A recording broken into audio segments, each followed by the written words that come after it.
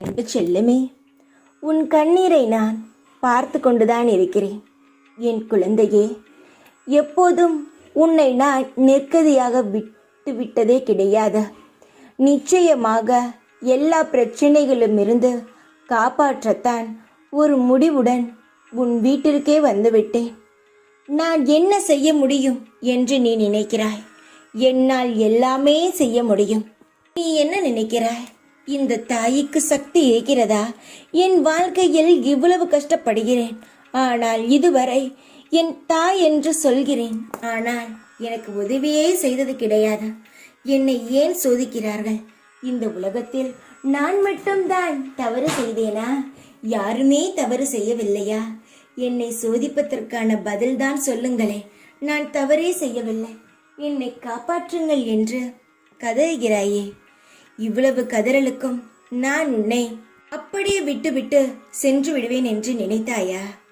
உன் வாழ்க்கை முழுவதும் உன்னுடன் இருக்கத்தான் உன் வீட்டிற்கே நான் வந்திருக்கிறேன். அப்படி இருக்கும் பொழுது எவ்வளவு கதறுகிறாய்? இன்னமுமா உன் வாழ்க்கையில் நான் எந்த ஒரு முடிவையும் எடுக்காமல் இருந்திருப்பேன்? என் மீது நம்பிக்கை வைத்தது அவ்வளவுதானா தங்கமே?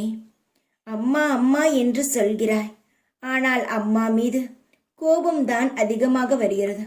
பரவாயில்லை, என் குழந்தை தானே நீ. கோபப்படுவதனால் எனக்கொன்றும் இல்லை. நான் என் குழந்தைகளுக்கு நல்லதை செய்யத்தான் போகிறேன். அதை நீ பெற்றுக்கொள்ளத்தான் போகிறாய். நான் ஒரு முடிவோடு தான் வந்திருக்கிறேன். அந்த முடிவை யாராலும் மாற்ற முடியாது. நீ யோசிக்காத அளவுக்கு உன் வாழ்க்கையின் தரத்தை நான் உயர்த்தப் போகிறேன். உன்னை ஏமாற நான் எப்பொழுதும் விடமாட்டேன். அப்படி இருக்கும் பொழுது நானே உன்னை ஏமாற்றி விடுவேனா? என் குழந்தைகள் ஏமாறுவது எனக்கு பிடிக்காது.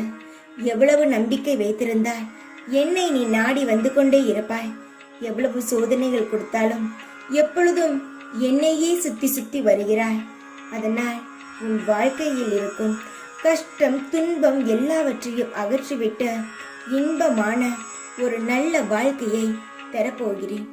எப்படிப்பட்ட வாழ்க்கையெல்லாம் கேட்பாய், வாழ்ந்து பார், உனக்கு புரியும். திடீர் யோகம் என்று சொல்லி கேள்விப்பட்டிருக்கிறாயா?